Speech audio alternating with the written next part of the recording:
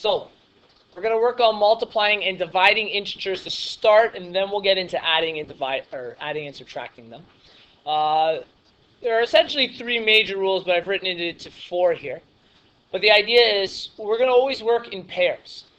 And if I have a positive number multiplied by a positive number, I'm going to have a positive answer. If I have a negative number multiplied by a negative number, I'm going to get a positive answer. So when the signs are the same, our answers will always be positive. If I have a negative multiplied by a positive number, I'll get a negative answer. And vice versa, if I have a positive times a negative, I'll get a negative. So if the signs are different from each other, we're going to always get a negative answer. Okay? Those rules will come in handy when simplifying with when adding and dividing. So, a straightforward question. Okay. This here is what? A positive or a negative? Positive, that's right. If there's nothing there, we assume this has a positive value to it, which means this is also a positive. So when multiplying these two, our answer is going to be what symbol?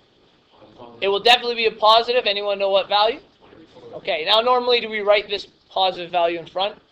No, if it's not written, we assume it's a positive value. Okay? It's fine if you write it though. It's not wrong. Let's go with the same idea.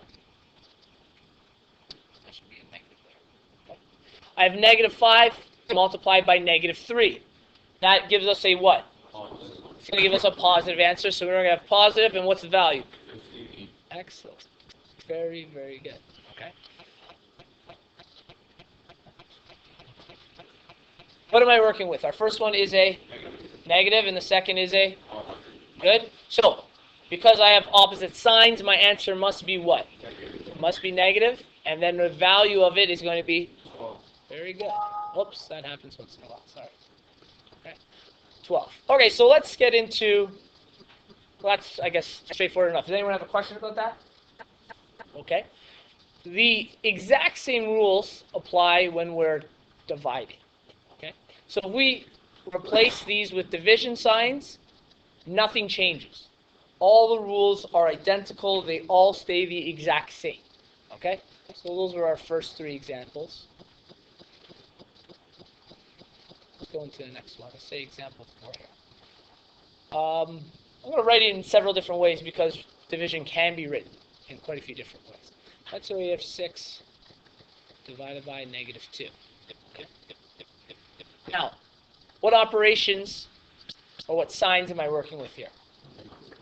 Yeah, we have a positive and we have a negative, which means our answer is going to be what? It's going to definitely be negative, and the value will be? Good. Nice and simple. Let's see, we have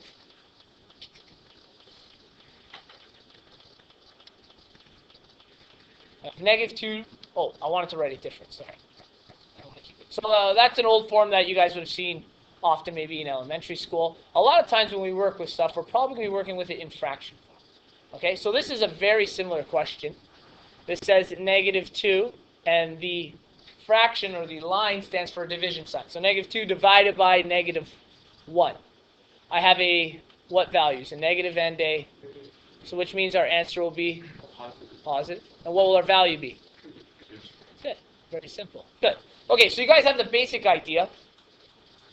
I'm going to give you guys a couple questions where you have to work with BEDMAS. So you have some things that are a little longer to work out, and you guys are going to have to choose. Now, in BEDMAS,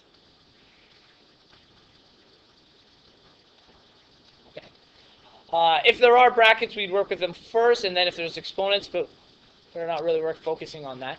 Then it's division and multiplication, but they're actually dependent on which shows up first in the question. So we'll do one longer question. Let's say we have, I'm going to steal it right out of here, negative 3 times 8 divided by negative 12. Okay. So let's say I'm working on this. What we're going to do is we're actually going to work through this one step at a time. The division and multiplication, pretty much we go with whatever comes first. So the first part of this is negative 3 times 8, which means we have a negative times a positive. So what is my answer going to be? Okay, so between those two, our value is going to be negative 24.